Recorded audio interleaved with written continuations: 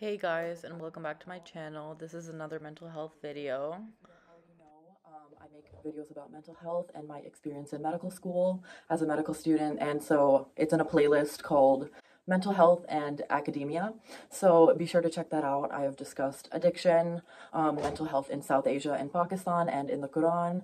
So if you're interested in any of those topics, do go and check out the playlist. Today we will be discussing trauma.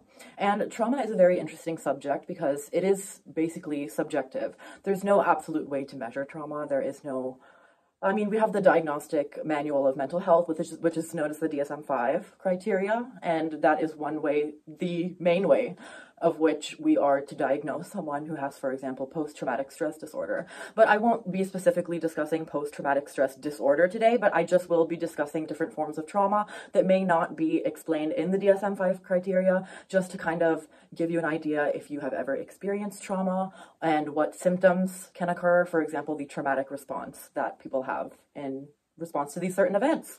So let's get into it. This is not any sort of diagnostic tool. I am just a medical student.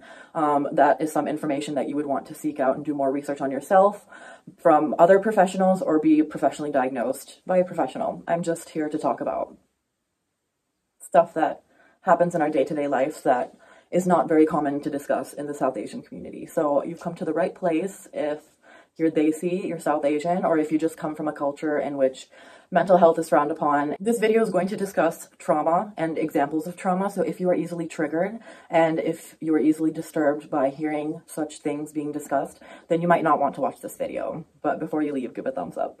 The scientific explanation that I'll be giving behind everything I talk about will be given in the description box. This is all science-based. We are evolving into lovely health professionals, so we always cite our sources, and that will all be in the description for y'all to go check out and read more about. As I mentioned before, trauma is totally subjective. It accounts things like environment, sex, upbringing, physical age, and your mental safety in general. This is especially true in which one child may endure something, for example, extended period of poverty, and another child may have a completely different upbringing. So this traumatic event that is happening to said child who has had this perfect childhood may be extremely distressing and disturbing to that child when the child, the one we discussed in the lower quality of life factor, might be completely normal for them. This also depends on how adequate the person's support system is. For example, your family, your friends, how willing you are to be social and conversational about said events that happen in your life.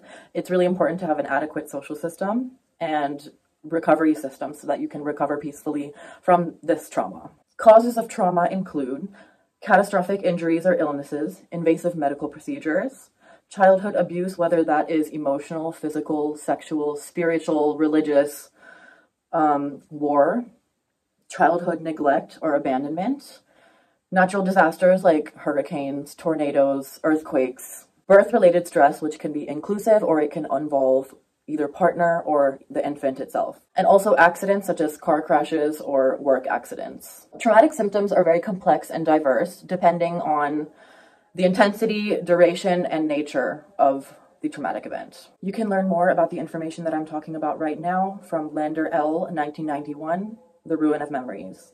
It is also very common to experience blankness and amnesia, which is kind of an evolutionary way of playing dead. This is why a lot of people who have experienced trauma indulge in addictive behaviors or dangerous behaviors because sometimes they just want to feel something and combat this sensational numbness. So now we are going to discuss hypoarousal symptoms.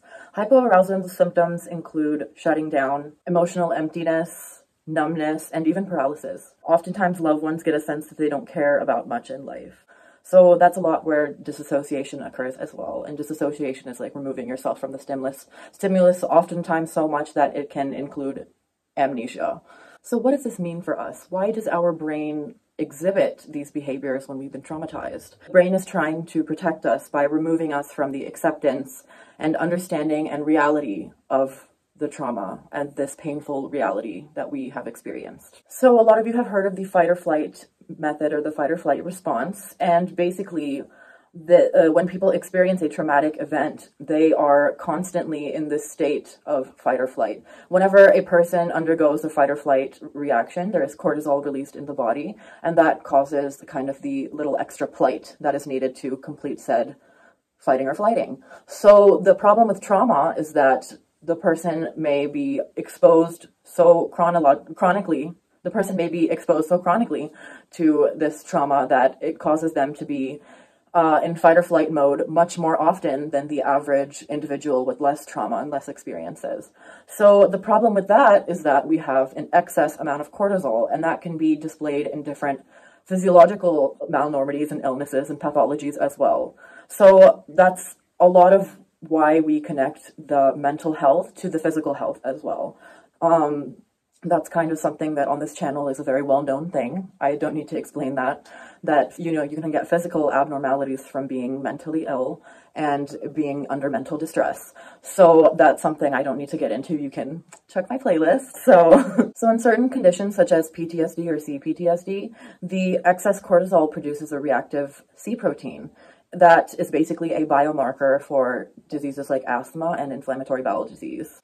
Fight or flight is supposed to be short-lived and there so that the person can immediately react to said trauma. It's there to keep the body alive and keep your body safe. So the body and mind are simply not able to stay in this extended long period of fight or flight. That's why when we see people with PTSD or CPTSD, they often have a lot of immune disorders or chronic pain, some physical issues as well, and that's why they can even become comorbid. If you can relate to anything that I have said in these videos, it's not your fault, whatever you have gone through, and even if you're just here for educational purposes, everything will be down in the description below. Mental health is not a stigma anymore. It's not something to be ashamed of anymore. If you feel that you have experienced trauma and you're not dealing with it well, it would be advised to see a medical professional because there is a cure for everything, said by Prophet Muhammad sallallahu alaihi wasallam, except old age. So thank you for watching, and if you like my mental health videos and if you just want to know about my medical school life, then I have that playlist. It looks like this, and you can find it, I think, at the end of this video or here somewhere. So hope you guys enjoyed, and yeah, stay safe and take care of yourself. Bye.